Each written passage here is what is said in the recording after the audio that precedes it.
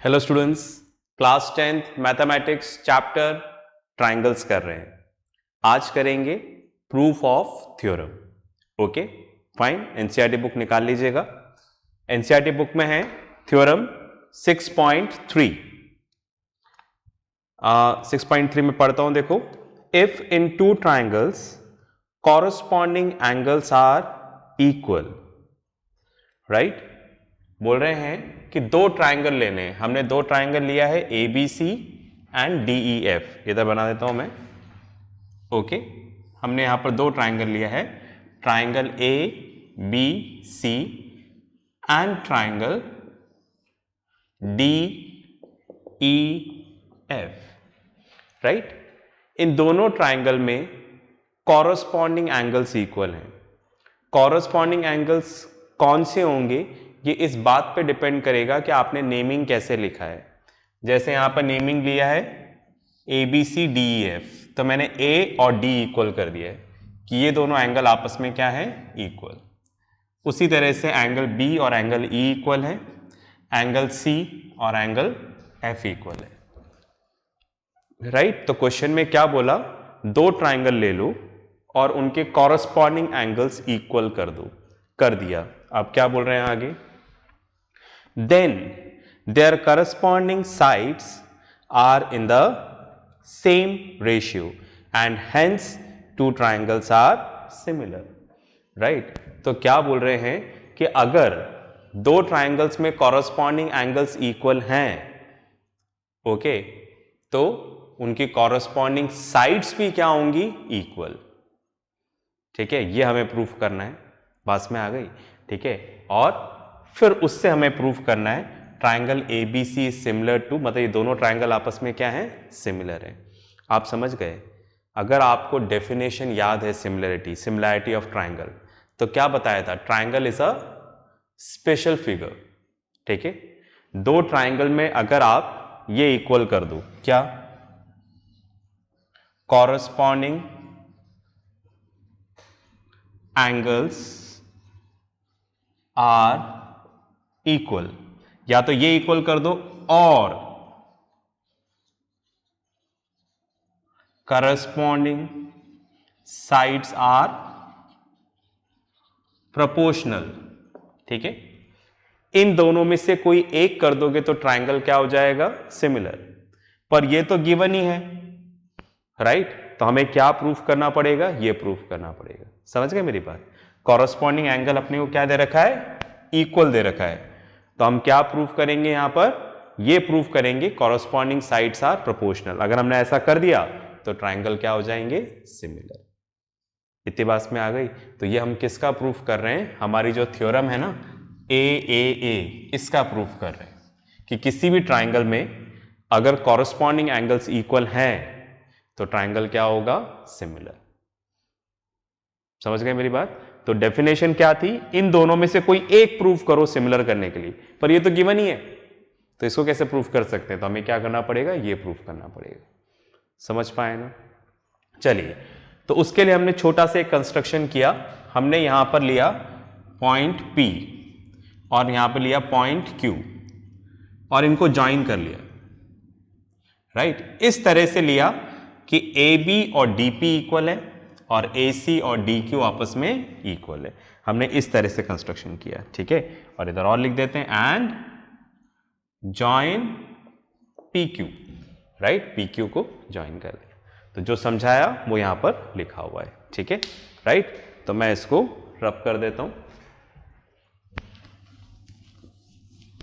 चलिए जी, अब प्रूफ शुरू करते हैं। मतलब हम जो थ्योरम है हमारी ए, ठीक है, फाइन, हम उसका प्रूफ देख रहे हैं।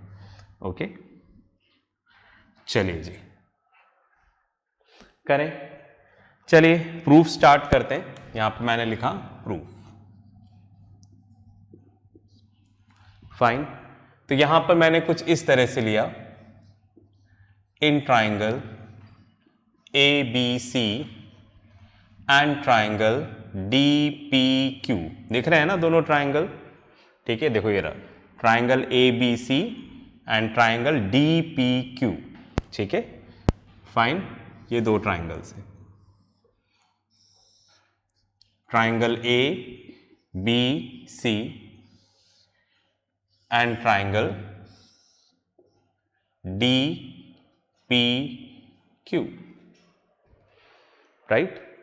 चलिए अब आप ध्यान से देखो, इन दोनों ट्राइंगल में एंगल A और D आपस में इक्वल हैं, ऐसा क्वेश्चन में क्या दे रखा है, गिवन। इसके अलावा बाय कंस्ट्रक्शन AB और DP आपस में इक्वल हैं, AC और DQ आपस में इक्वल हैं, तो ये दोनों ट्राइंगल कॉन्ग्रुएंट हो जाएंगे। कॉन्ग्रुएंसी क्या है अगर आपको नहीं पता है तो अपने टीचर इंचार्ज को बोलिएगा कि क्लास 9th ट्राइंगल्स के लेक्चर्स आपको शेयर करेंगे, बहुत सारे लेक्चर्स हैं वो, उसमें बताया गया है कौन सी थ्योरम्स हैं, ठीक है, कौन कौन से क्वेश्चंस हैं, ठीक है। फिलहाल मैं कॉन्ग्रुएंट प्रूव कर रहा हूं, ओके। तो यहां पर क्या लिखा मैंने, side AB equals to DP, AB और DP आपस में इक्वल है, ठीक है, राइट। कैसे इक्वल है, बाय कंस्ट्रक्शन, ठीक है। इसके अलावा angle BAC equals to angle PDQ, right, ऐसा क्वेश्चन में क्या है, गिवन, ठीक है। Angle A equals to angle D। इसके अलावा इधर AC इक्वल्स टू DQ, ये भी बाय कंस्ट्रक्शन, ठीक है, ये दे रखा, देखो AC equals to DQ, fine. तो देखो हमने यहां पर दो कॉरस्पॉन्डिंग साइड्स इक्वल करी और दोनों मिलकर जो एंगल बना रहे हैं, इधर भी और इधर भी, इसको हम बोलते हैं included angle. Included angle equal किया तो ट्राइंगल क्या हो जाएगा, कॉन्ग्रुएंट। तो मैं लिख देता हूं यहां पर, triangle ABC is congruent to triangle DPQ by SAS congruency condition. Triangle congruent हो गया तो बचे हुए सारे पार्ट्स इक्वल होंगे यहां पर, चाहे साइड हो या एंगल हो, तो कॉरस्पॉन्डिंग एंगल्स इक्वल हो जाएंगी, कॉरस्पॉन्डिंग साइड्स भी इक्वल हो जाएंगी, ठीक है। तो क्या क्या बचा, देखो यहां पर ये तीन तो कर चुके हैं, ठीक है, राइट। इनके अलावा और क्या क्या है, B और P, ये वाला एंगल और ये वाला एंगल इक्वल हो जाएगा, ठीक है। Angle B equals to angle DPQ, ठीक है, ये वाला एंगल, ये वाला एंगल। उसी तरह से C और Q इक्वल हो जाएगा, angle C equals to angle DQP, right, fine. इसके अलावा एक साइड और बची हुई है, BC इक्वल्स टू PQ, हमें उसकी जरूरत नहीं पड़ेगी, ठीक है, राइट। तो यहां पर आप चाहें तो लिख सकते हैं, हम लिख देते हैं यहां पर by CPCT, corresponding part of congruent triangle. तो दो ट्राइंगल कॉन्ग्रुएंट होते हैं तो जो बचे हुए पार्ट्स हैं, कॉरस्पॉन्डिंग पार्ट्स, वो क्या हो जाते हैं, इक्वल, चाहे एंगल हो चाहे साइड हो, ठीक है। चलिए आप इतना पॉज करके लिखें, फिर अपन आगे चलते हैं। चलिए जी, ये आपने लिख लिया होगा, मैं इसको रब कर देता हूं।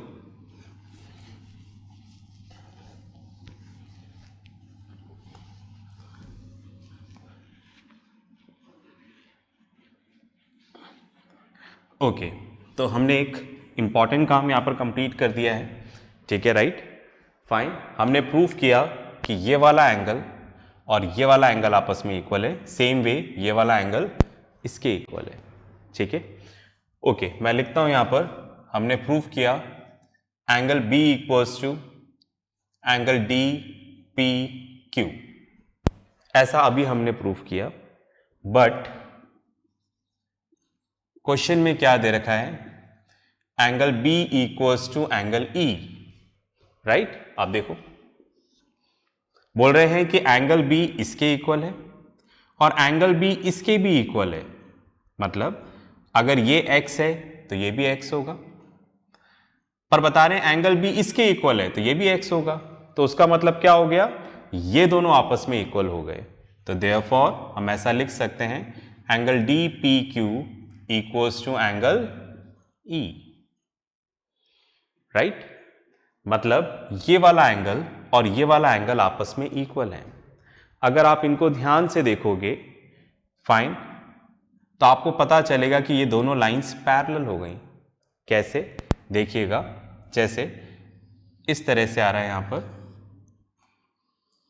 ओके, ये वाला point P Q E F, तो ये बोला गया कि ये वाला एंगल इसके इक्वल है। ठीक है, फाइन, ओके। तो आप देखो ये दोनों लाइंस हैं, ठीक है, राइट, और इनको ट्रांसवर्सल इंटरसेक्ट कर रहा है, और ये दोनों एंगल्स इक्वल हैं और ये कॉरस्पॉन्डिंग एंगल्स हैं। ठीक है, राइट। अगर नहीं पता है इसके बारे में तो क्लास 9th का लाइंस एंड एंगल्स के वीडियोस आप अपने टीचर इंचार्ज को बोलिए, वो शेयर करेंगे आपको। ठीक है, राइट, फाइन। तो आपको वहां पर पता लगेगा कि जब लाइंस होती हैं, ट्रांसवर्सल इंटरसेक्ट होता है, तो corresponding angle, alternate interior exterior angle, ये सब आता है वहां पर। तो मैं उस कॉरस्पॉन्डिंग एंगल की बात कर रहा हूं। तो यहां पर ये दोनों कॉरस्पॉन्डिंग एंगल हैं और इक्वल भी हैं। तो अगर आप ऐसा प्रूफ कर देते हो तो ये दोनों लाइन आपस में क्या हो जाएंगी, पैरेलल। ठीक है, तो जो बोला है मैं लिखता हूं यहां पर, but they are corresponding angles with, इसको रब कर देते हैं, with lines PQ and EF and transversal transversal DE। ठीक है, ये वाला पॉइंट यहां पर क्या है, D, ठीक है ना, DE। ठीक है, transversal DE and are also equal. ठीक है, ये दोनों कॉरस्पॉन्डिंग एंगल है इन दोनों लाइंस और इस ट्रांसवर्सल के साथ, और इक्वल भी हैं। तो देयरफॉर क्या हो जाएगा, PQ is parallel to EF। तो दैट मीन्स ये वाली लाइन इसके पैरेलल है। तो हमने क्या प्रूफ कर दिया, PQ is parallel to EF। इतनी बात में आ गई। तो एक और अच्छा काम हो गया है। आप पॉज करके लिखें, फिर अपन आगे चलते हैं। चलिए मैं इसको रब कर देता हूं। तो यहां पर हमने पैरेलल प्रूफ कर दिया है। ठीक है, राइट, हमने क्या पैरेलल प्रूफ कर दिया है, PQ is parallel to EF। ठीक है, चलिए, तो हमें यहां पर ट्रायंगल को सिमिलर करना है, साइड्स को प्रोपोर्शनल करना है। ठीक है, तो देखो कैसे करेंगे। ओके, अब आप देखिए ये वाली लाइन इसके पैरेलल है। तो इन ट्रायंगल DEF, देख पा रहे हैं ट्रायंगल DEF। ठीक है, तो इस ट्रायंगल को इधर बना भी देता हूं मैं। ये ट्रायंगल है, ट्रायंगल DEF, और यहां पर एक लाइन है PQ। ठीक है, और ये जो PQ है, PQ is parallel to EF, ये वाली लाइन इसके पैरेलल है। तो आपको बेसिक प्रोपोर्शनैलिटी थ्योरम याद है ना, किसी भी ट्रायंगल को आप ले लें, उसके दो साइड्स पे दो पॉइंट्स ले लें, P and Q, कोई सी भी दो साइड्स पे, उनको ज्वाइन करें। अगर वो वाली लाइन थर्ड साइड के पैरेलल है तो साइड्स का रेशियो क्या होगा, इक्वल, राइट। तो देयरफॉर क्या हो जाएगा, DP upon PE is equals to DQ upon QF by Thales theorem या फिर बेसिक प्रोपोर्शनैलिटी थ्योरम। ठीक है, तो हमने इन दोनों का रेशियो क्या कर दिया है, इक्वल कर दिया है, राइट। पर आप देखो इससे काम चलेगा नहीं, क्योंकि ये जो नीचे आ रहा है ना PE और QF, ये किसी ट्रायंगल का पार्ट नहीं है। ओके, तो मैं कुछ ऐसा करना चाह रहा हूं कि यहां पर दो ट्रायंगल्स हो जाए, जैसे DPQ एंड DEF। समझ रहे हैं, मैं इस पे ध्यान दिलाना चाह रहा हूं। एक ट्रायंगल तो ये रहा, डी पी क्यू और दूसरा ट्राइंगल डी ई एफ, दोनों ट्राइंगल इसी में है, D P Q D E F. तो मैं चाह रहा हूं कुछ ऐसा हो जाए कि ये दोनों साइड सिमिलर, ये दोनों ट्राइंगल सिमिलर हो जाएं। उसके लिए क्या करना पड़ेगा, एक साइड इसकी होनी चाहिए, एक साइड इसकी होनी चाहिए। तो अगर मैं यहां पर डीपी ले रहा हूं तो नीचे क्या आना चाहिए, डीई आना चाहिए। समझ पा रहे हैं ना, यहां पर पीई है, पीई किसी ट्राइंगल का पार्ट नहीं है। तो मेरा क्या उद्देश्य है, मेरा क्या ऑब्जेक्टिव है, मेरा क्या टारगेट है कि छोटा वाला ट्राइंगल और बड़ा वाला ट्राइंगल सिमिलर हो जाए। क्यों हो जाए, उससे हमें कुछ मिलेगा, क्या मिलेगा अभी देखेंगे, ठीक है। तो उसके लिए क्या करें, ओके। तो मैंने आपको तरीका बताया था बीपीटी में भी, यहां पर भी करता हूं मैं, ओके। चाहे तो हम डायरेक्ट भी ले सकते हैं बाय कॉरोलरी ऑफ बीपीटी, पर मैं इधर करके बता रहा हूं। सबसे पहले आप देखो, अगर हमें इन दोनों ट्राइंगल को सिमिलर करना है तो dp अपॉन डी ऐसा चाहिए होगा, मतलब dp तो चाहिए, dp है यहां पर pe नहीं चाहिए। और जो नहीं चाहिए होता है उसको ऊपर रखना है और जो चाहिए होता है उसको नीचे रखना है। मैं दोनों तरफ रेसिप्रोकल लेता हूं, ठीक है। ऐसा मैंने बताया था आपको कॉरोलरी प्रूफ करते वक्त, pe अपॉन dp, दोनों तरफ हमने उल्टा कर लिया, जो करना है दोनों तरफ करना है, ठीक है। बिकॉज हमें dp गायब नहीं करना है, हमें यहां से pe हटाना है। ये pe हटाकर क्या लाना है, de लाना है। तो जिसको हटाना है उसको ऊपर रखा करो, अभी देखना अब गायब हो जाएगा। अब मैंने दोनों तरफ +1 कर दिया, pe upon dp +1, qf upon dq +1, ठीक है। दोनों तरफ +1 कर दिया। अब एलसीएम ले लेते हैं, एलसीएम लेंगे तो क्या आएगा, PE plus DP upon DP, QF plus DQ upon DQ, ठीक है, राइट। चलिए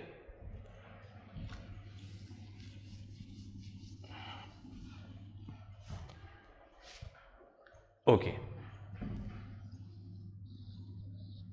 अब आप देखो PE plus DP, PE plus DP plus करेंगे तो क्या आ जाएगा, DE।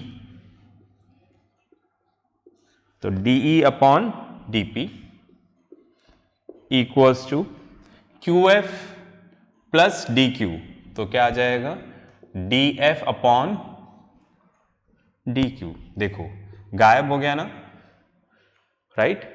और अपने आप हमें साइड्स मिल गई, देखो PE गायब हो गया, ठीक है, राइट, और हमें मिल गया साइड्स। इतनी बात में आ रही है।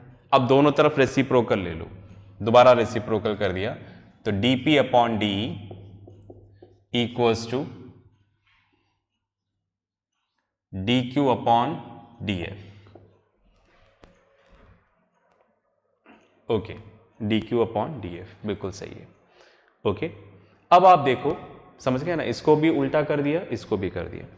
अब आप ध्यान से इधर देखें, कंस्ट्रक्शन में DP किसके इक्वल है, AB के, ठीक है। तो DP की जगह हमने क्या लिख दिया, AB।